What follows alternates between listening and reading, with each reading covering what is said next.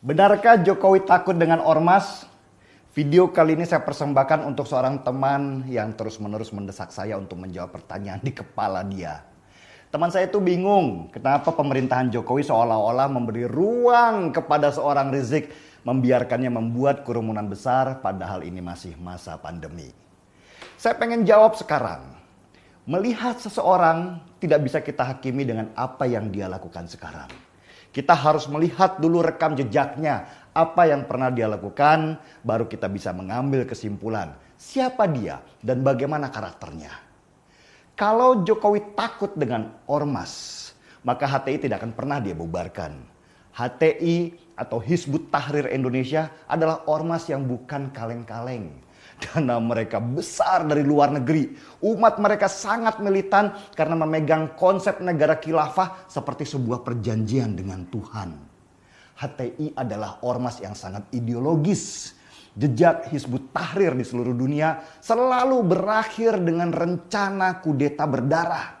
Mereka nggak bermain-main di demo-demo besar. Mereka menyusup ke dalam militer dan mempengaruhi para tentara untuk melakukan pemberontakan. Hizbut Tahrir sangat paham rencana kudeta tanpa melibatkan tentara bukanlah sebuah kudeta karena militerlah yang memegang senjata. Tahun 2013 HTI menguasai GBK dengan jargon-jargon khilafahnya.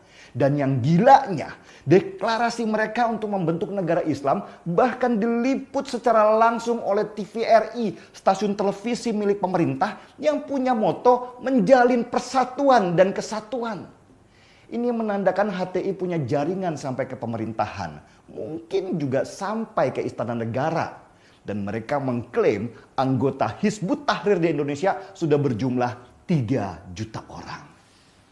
Kenapa waktu itu SBY tidak berani membubarkan HTI? Padahal jelas-jelas ormas ini ingin membubarkan negara Republik Indonesia.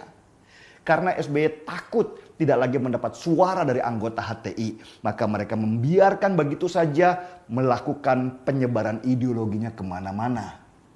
Dan hanya pada masa Jokowi lah HTI secara ormas dibubarkan. Meski orang-orangnya juga tidak ditangkap karena tidak ada dasar hukum yang kuat.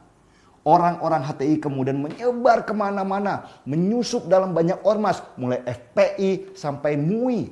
Mereka membangun kembali ideologi mereka dengan memakai kendaraan orang lain. Buat HTI, kendaraan boleh tidak ada, tetapi bukan berarti perjalanan mereka berhenti.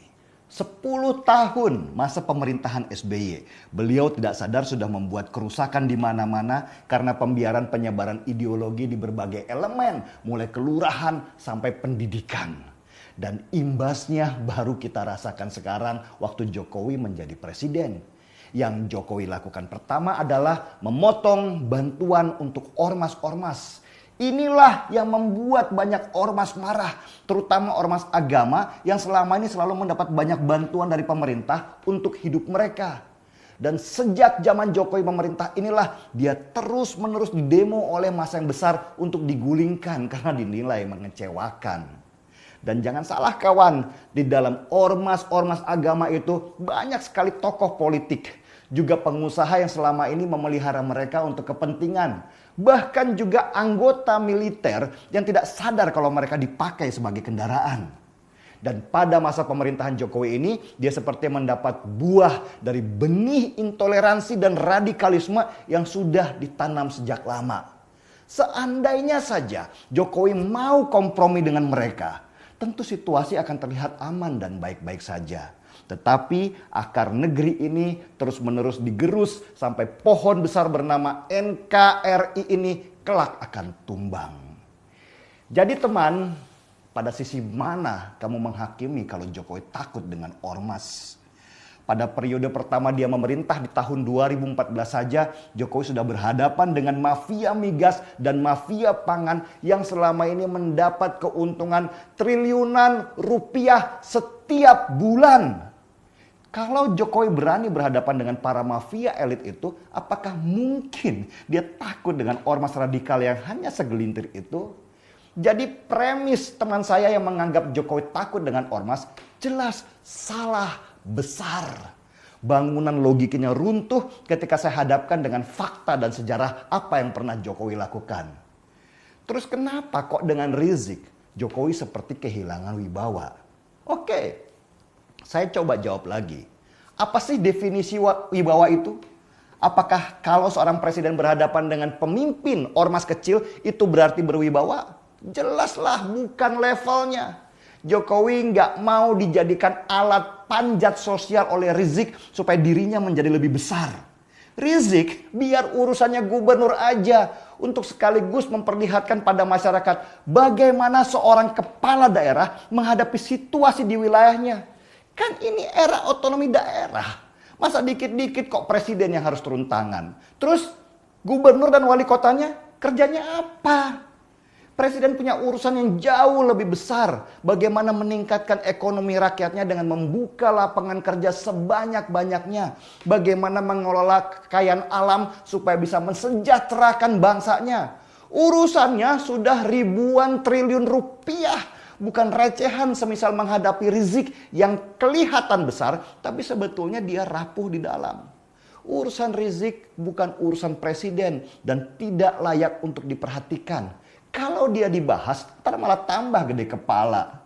Dan juga urusan Rizik hanya ada di Jakarta saja. Sedangkan Indonesia ini kan luas. Bukan hanya Jakarta. Ada 34 provinsi dan 514 kabupaten dan kota yang harus diurus. Dan sebagian besar dari mereka nggak penting dengan Rizik.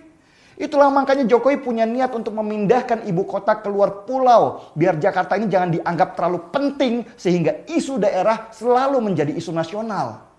Kalaupun pemerintah terlihat lemah menghadapi ormas seperti FPI, sebenarnya nggak bisa juga kita hakimi seperti itu. Tegas bukan berarti keras. Dan terbukti di banyak negara Timur Tengah dan di Afrika, kekerasan akan melahirkan kekerasan baru.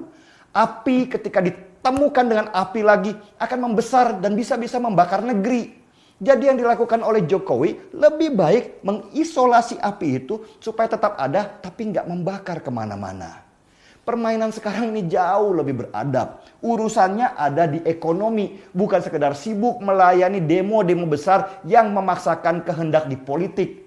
Mau sebesar apapun Rizik demo. Mau sekuat apapun dana mereka. Tidak akan pernah menjatuhkan presiden dari kursi jabatannya. Kalau mau tarung beneran, buat partai. Dan silahkan perang di 2024. Memang urusan Rizik ini seperti duri di dalam daging pemerintah.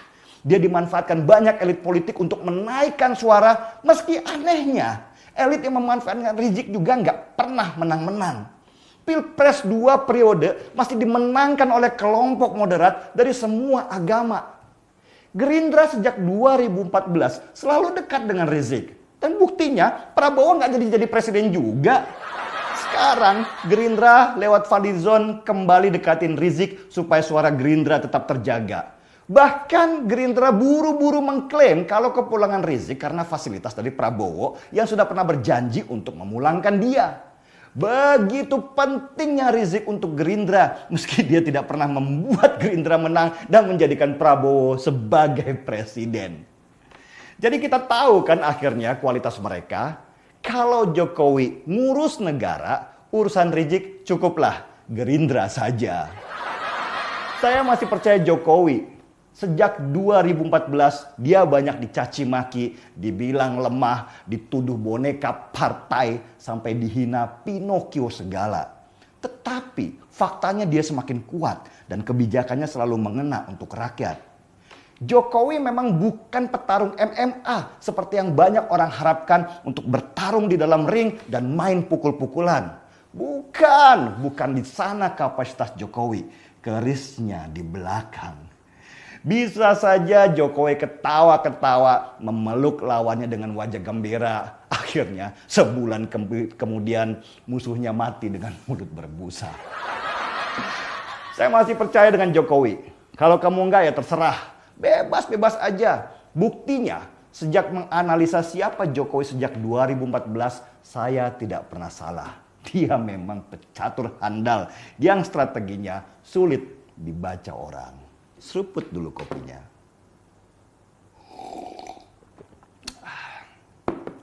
Markitur. Mari kita main catur. Saya Denny Siregar, kita di acara Timeline.